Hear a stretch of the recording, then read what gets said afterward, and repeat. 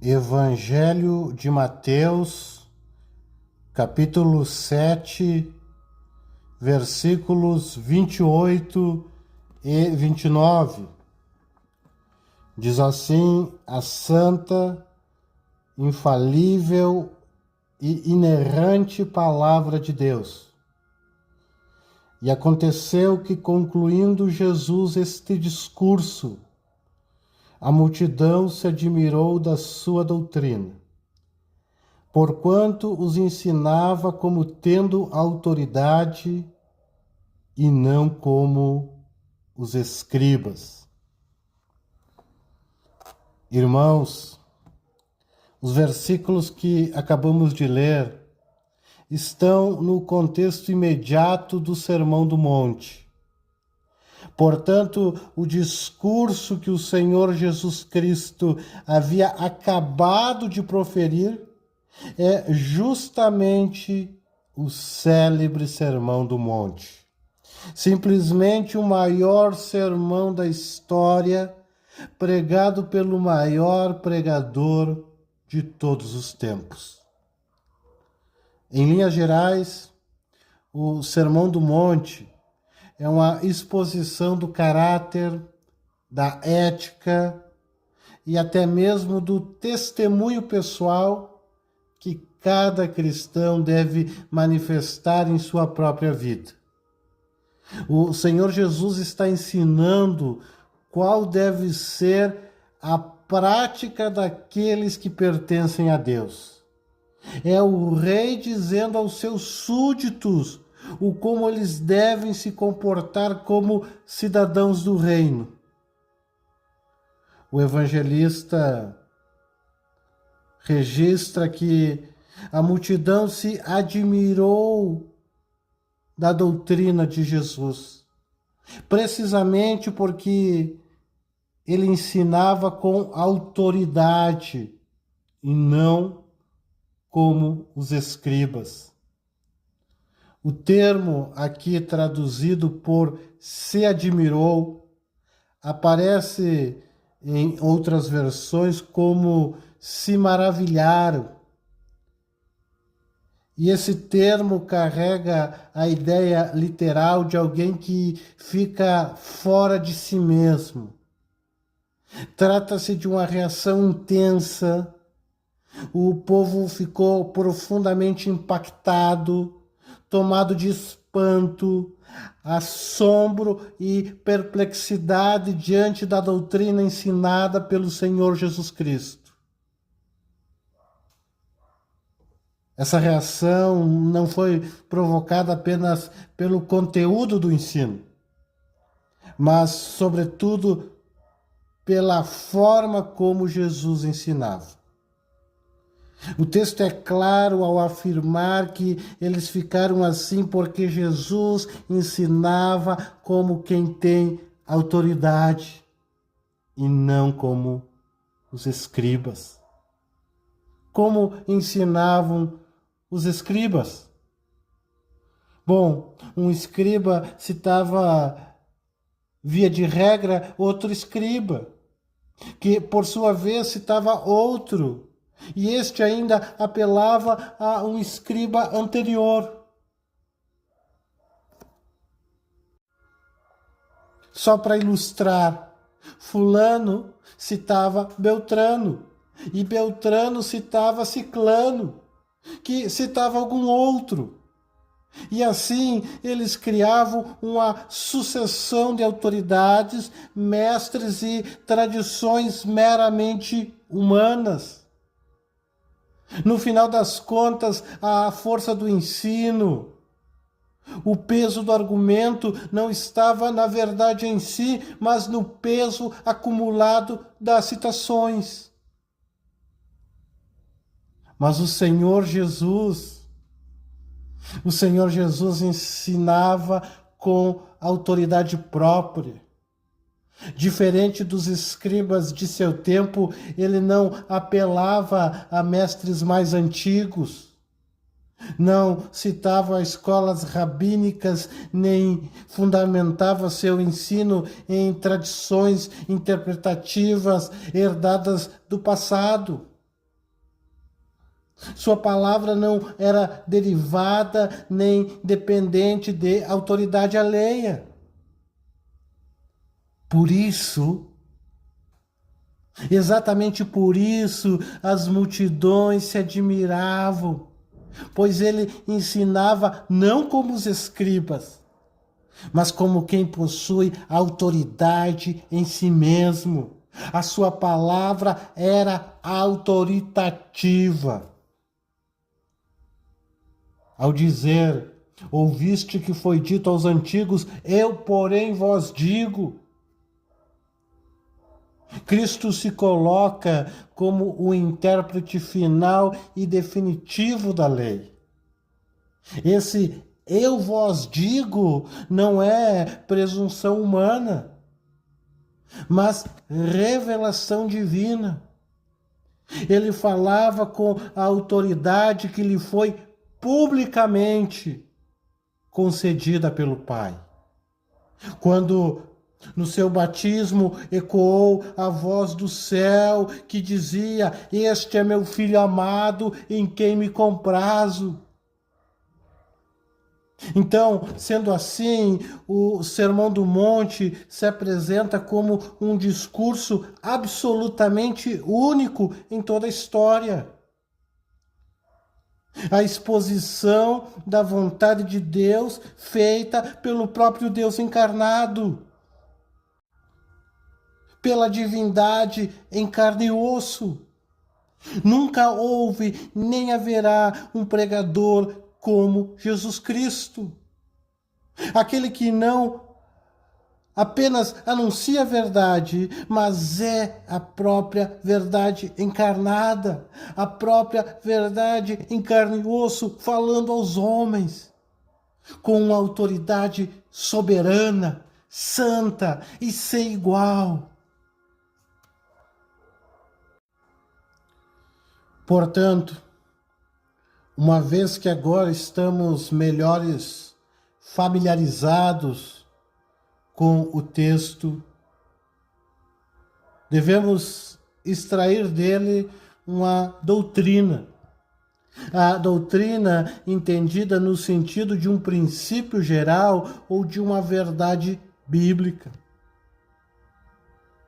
E a doutrina geral extraída deste texto é a seguinte: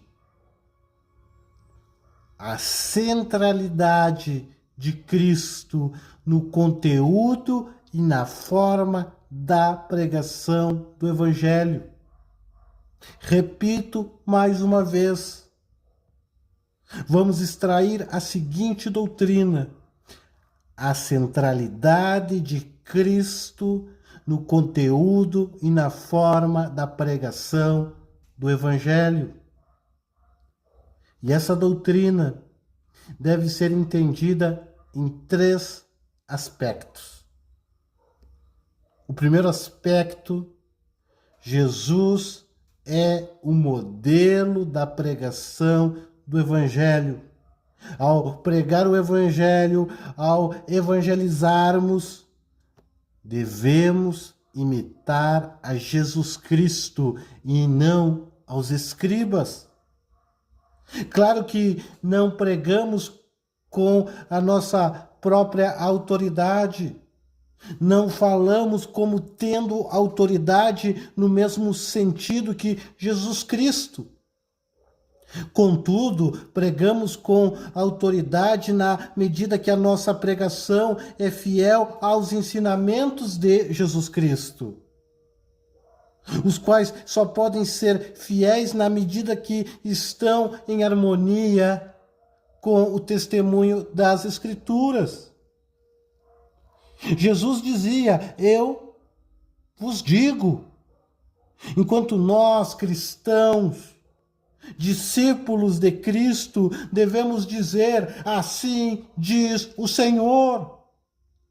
Ou melhor ainda, devemos dizer: está escrito. A Bíblia diz assim. Isto é o que diz a infalível e inerrante palavra de Deus. Portanto, a nossa autoridade é totalmente dependente e derivada das Escrituras. Muitas vezes nós, pregadores reformados, que criticamos, e não sem razão, criticamos os pregadores pentecostais pelas suas mensagens superficiais, rasas, sem doutrina, apenas baseadas em experiências pessoais e subjetivas. Muitas vezes nós, reformados, na tentativa de trazer uma mensagem com conteúdo fiel e robusto, acabamos nos parecendo mais com os escribas do que com o próprio Senhor Jesus Cristo.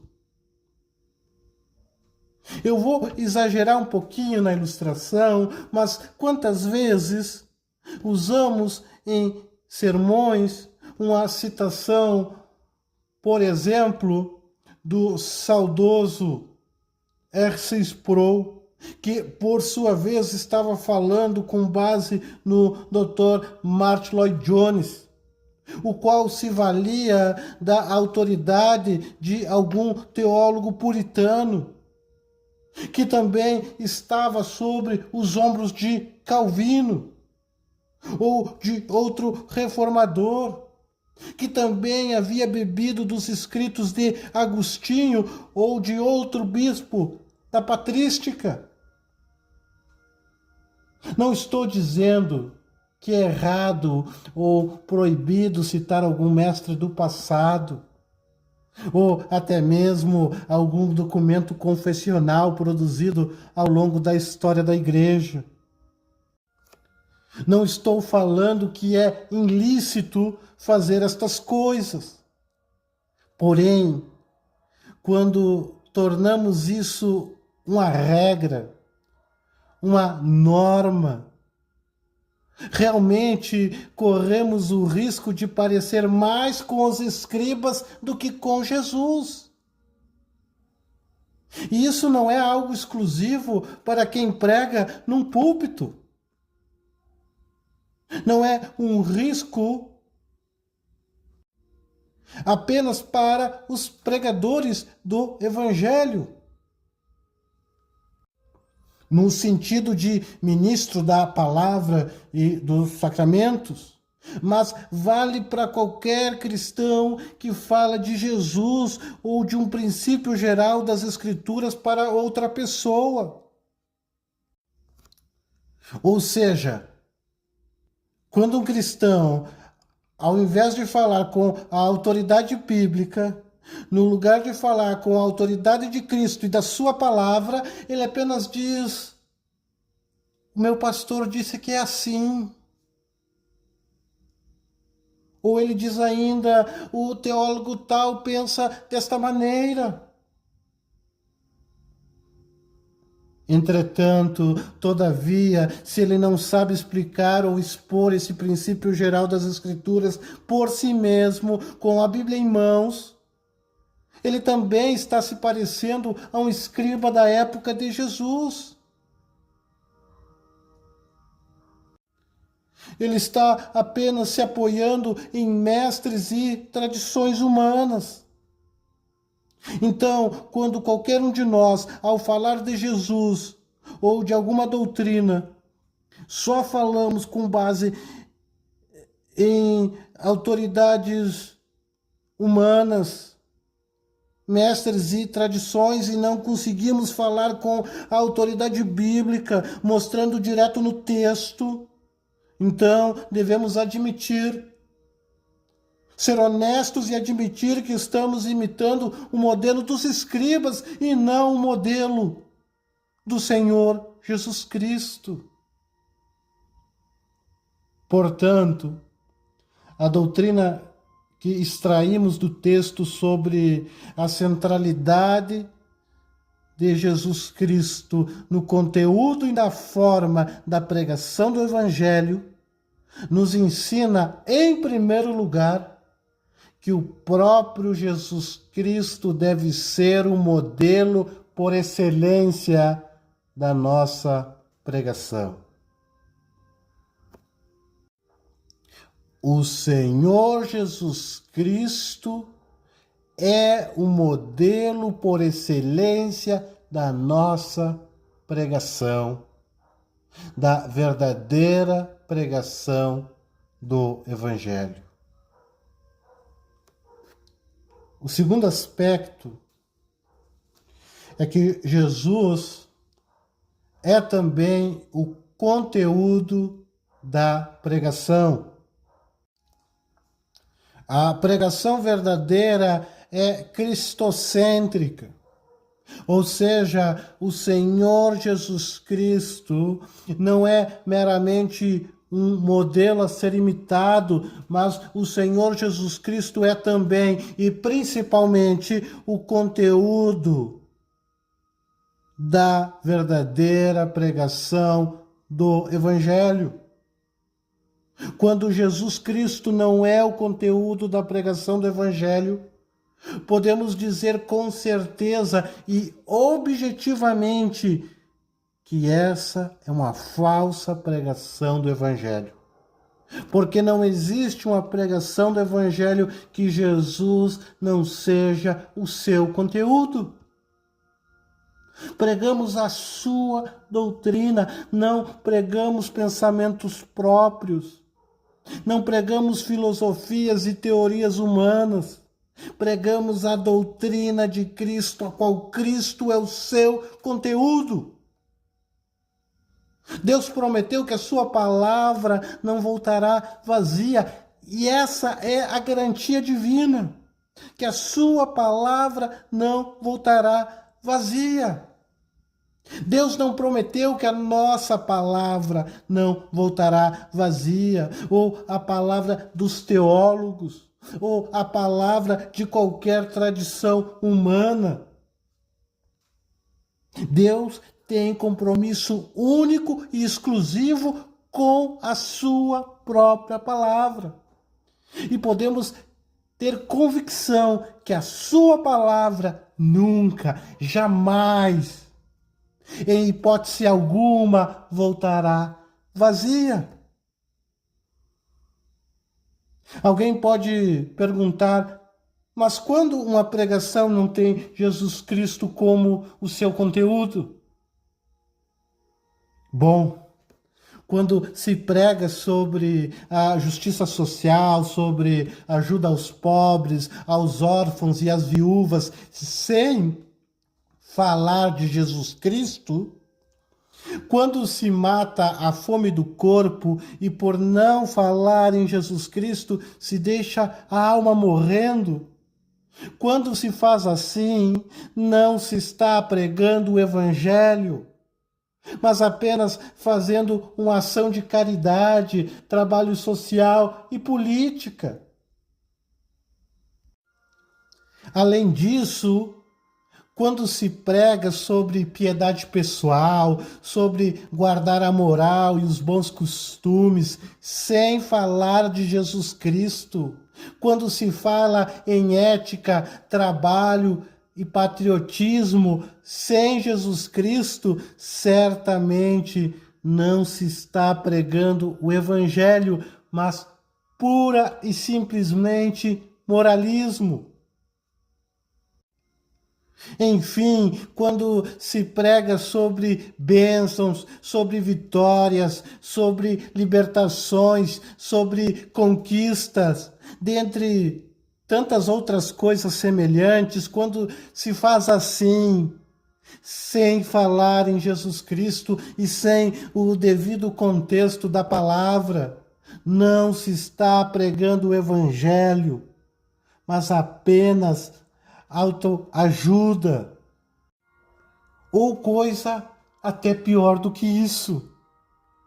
Portanto, a doutrina que extraímos do texto sobre a centralidade de Jesus Cristo no conteúdo e na forma da pregação do Evangelho nos ensina, em segundo lugar, que o próprio Jesus Cristo é o conteúdo central da nossa pregação.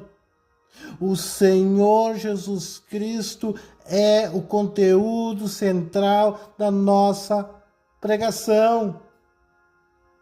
Jesus Cristo é o conteúdo da verdadeira pregação do Evangelho. Terceiro aspecto, Jesus é também o alvo da pregação.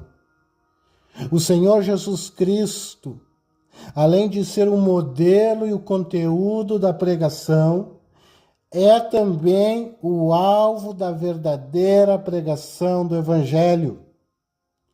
O objetivo da pregação do Evangelho é conduzir as pessoas para um relacionamento pessoal e verdadeiro com Jesus Cristo. O objetivo é deixar as pessoas admiradas, maravilhadas, fora de si mesmas. Por quem? Pelo Senhor Jesus Cristo. Não pregamos o Evangelho para que alguém fique admirado ou maravilhado com nós mesmos. O alvo da pregação não é a nossa própria glória. Não somos o alvo da verdadeira pregação do Evangelho. Quem é o alvo da pregação do Evangelho, senão o Senhor Jesus Cristo? E somente o Senhor Jesus Cristo, o alvo da verdadeira pregação do Evangelho. Como dizia João Batista, convém que ele cresça e eu diminua. Ou, em outras palavras, na pregação, convém que Cristo cresça e o pregador diminua. E eu desconheço forma mais eficaz de Jesus ser o alvo da pregação do Evangelho do que falando da sua morte na cruz do Calvário. Por que Jesus Cristo morreu na cruz? Porque o pecado entrou no mundo por meio de nossos primeiros pais. Adão e Eva, como representantes da humanidade, eles pecaram contra Deus e foram expulsos do paraíso. Com esse ato de rebelião, a morte entrou no mundo, morte física, morte espiritual e morte eterna. Desde então, toda a raça humana nasce caída, corrompida e separada de Deus. O problema do homem não é apenas o que ele faz, é o que ele é por natureza em Adão. Por que Jesus Cristo morreu na cruz? Porque todos nós confirmamos a queda com os nossos próprios pecados. Se alguém considera injusto ser condenado por causa do pecado de Adão e Eva, afinal de contas, ser condenado pelo pecado de terceiros, se alguém acha isso injusto, a Escritura responde sem rodeios e sem titubear: todos pecaram e destituídos estão da glória de Deus. Romanos 3:23. Não somos apenas pecadores por herança, mas por prática. E o apóstolo João, em 1 João 1:8 e 10, o apóstolo João vai ainda mais longe ao dizer que, se afirmarmos não ter pecado, não apenas nos enganamos a nós mesmos, mas fazemos de Deus um mentiroso. Diante da santidade divina, ninguém, absolutamente ninguém, pode alegar inocência. Porque Jesus Cristo morreu na cruz? Porque a justiça de Deus exigia condenação. Mas o amor de Deus proveu redenção. Aqui está precisamente o coração do Evangelho. O homem, esta miserável criatura, ofendeu a santidade de Deus, o Todo-Poderoso Deus. E a justiça divina exige punição real e eterna. Deus não pode negar a si mesmo, ele não pode sacrificar sua justiça para ser amoroso, nem seu amor para ser justo. E esse aparente dilema só poderia ser resolvido na cruz.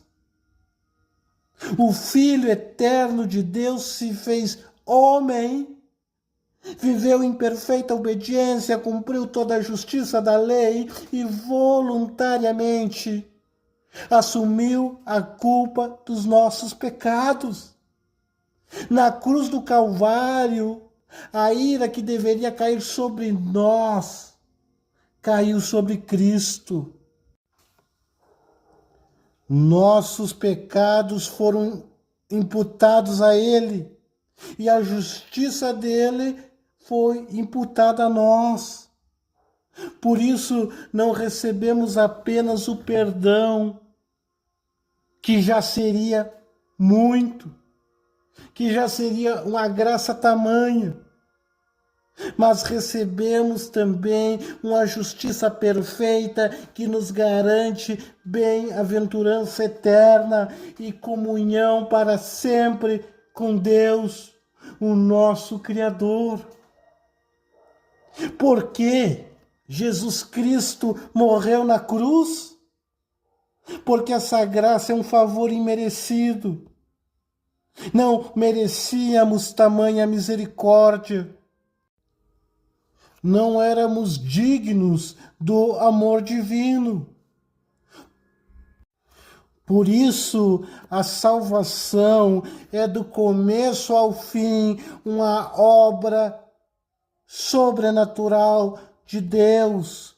Por isso, a salvação pertence ao Senhor.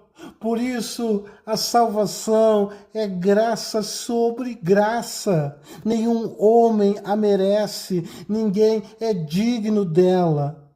Contudo, essa graça não é ilimitada nem indiscriminada. Ela é eficazmente aplicada àqueles que Deus chama, os que se arrependem de seus pecados e reconhecem Jesus Cristo como único e suficiente Salvador. Porque fora de Cristo resta apenas condenação, mas em Cristo há perdão, reconciliação e vida eterna. Portanto, a doutrina que extraímos do texto sobre a centralidade de Jesus Cristo no conteúdo e na forma da pregação do Evangelho nos ensina, em terceiro lugar, que Jesus Cristo é o alvo da nossa pregação. Jesus Cristo é o alvo da verdadeira pregação do Evangelho. Então, depois de apresentar a doutrina aqui no sentido de princípio geral ou verdade bíblica extraída do texto, precisamos ainda que brevemente confirmar e comprovar essa doutrina à luz de outros textos da Escritura. Se não vejamos, os profetas sempre apontaram para Cristo. Eles não pregavam a si mesmos, mas eram porta-vozes da esperança messiânica. O próprio Jesus confirmou isso ao dizer em Lucas 24:44.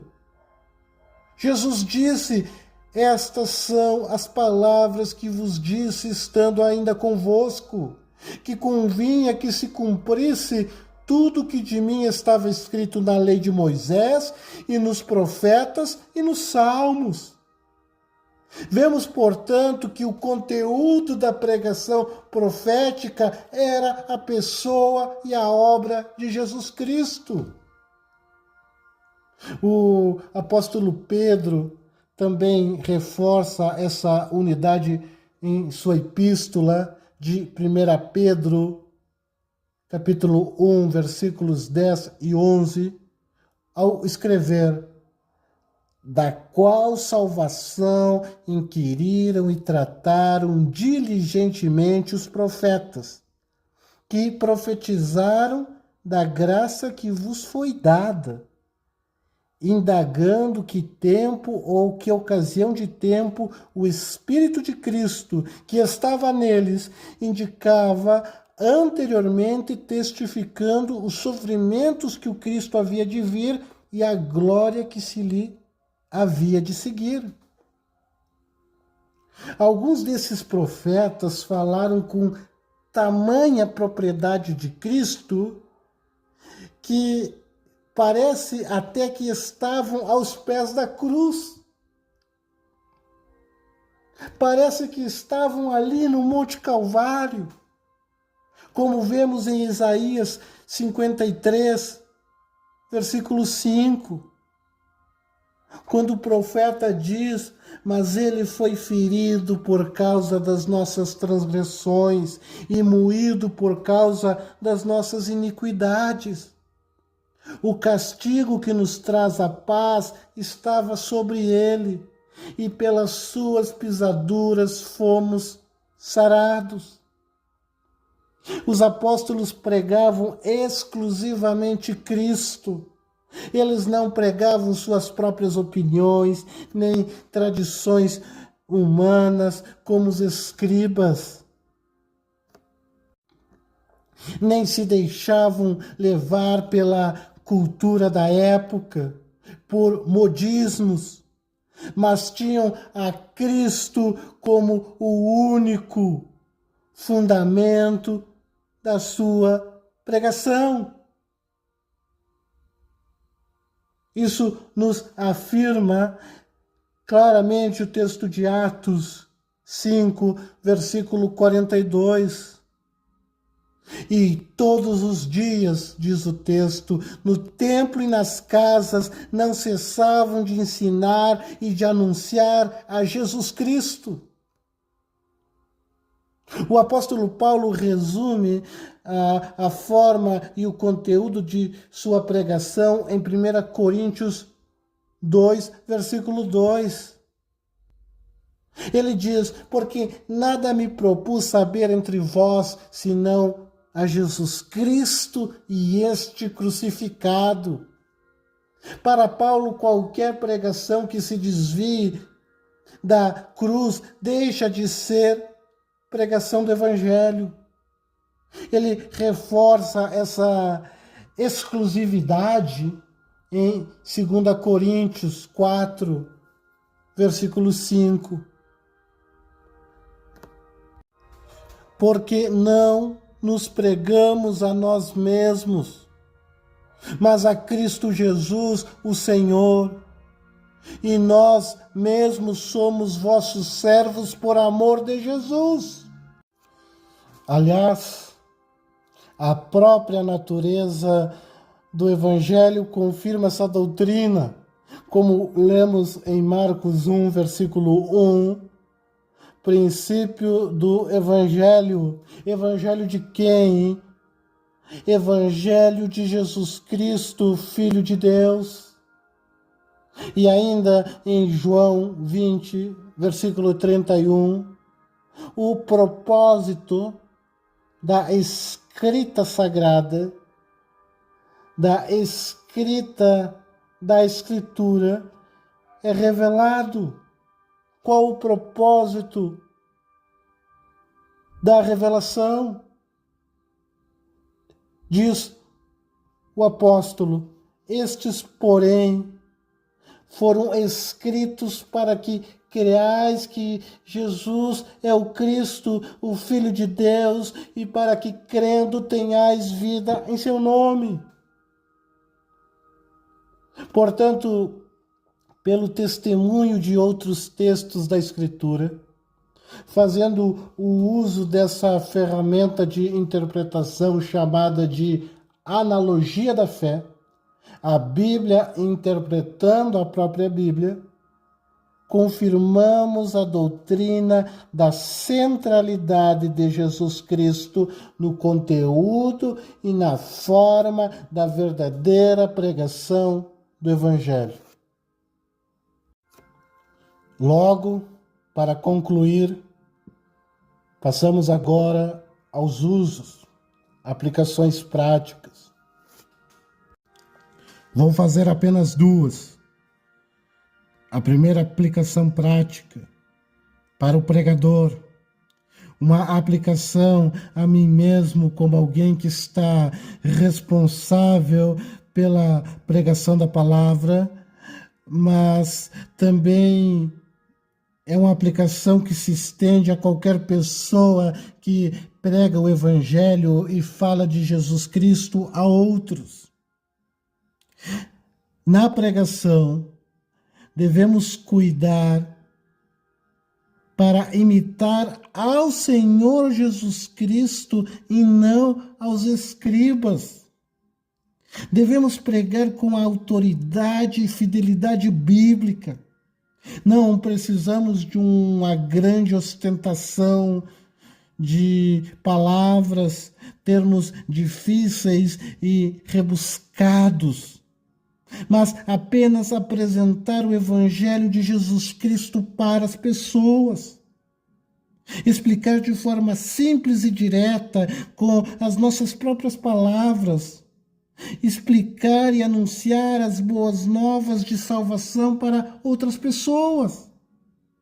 E para isso não dependemos da autoridade dos homens ou de tradições ou de qualquer outra coisa, mas somos dependentes da palavra de Deus e da aplicação do Espírito Santo no coração do homem, confiando inteiramente nas palavras de Cristo, que disse que suas ovelhas ouvem a sua voz e o seguem, confiando que os eleitos e predestinados serão alcançados pela pregação, porque Jesus conhece as suas ovelhas e as suas ovelhas o conhecem.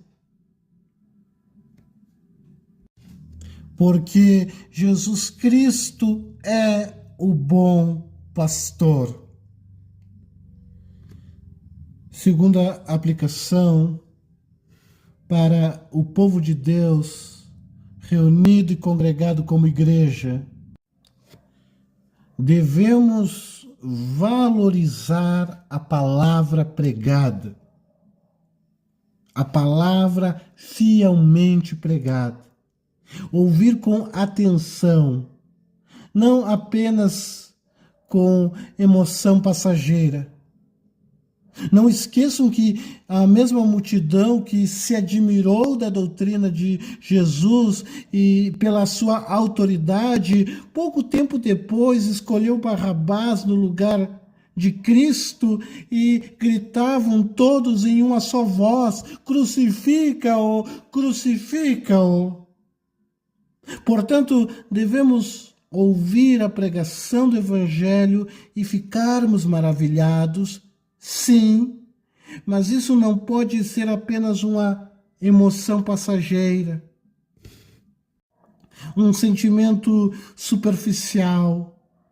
No momento em que a luz do Evangelho chegou até nós, devemos, a partir de então, viver de forma digna ao nosso chamado. Viver para a glória de Cristo, obedecendo aos seus mandamentos e honrando o nome de Deus. Então, para concluir, um resumo final da mensagem. Como resumo final da mensagem, podemos dizer que a pregação do Evangelho deve ter Jesus Cristo como o seu modelo, o seu conteúdo e o seu alvo. Jesus Cristo é o modelo, o conteúdo e o alvo da verdadeira pregação do Evangelho. Porque a pregação do Evangelho exige a centralidade de Jesus Cristo no conteúdo e na forma da pregação. Diante de tudo isso, fica evidente também que a verdadeira pregação é aquela que coloca o homem face a face com Jesus Cristo, de modo que ninguém sai indiferente. Ninguém sai indiferente do encontro face a face com o Filho de Deus.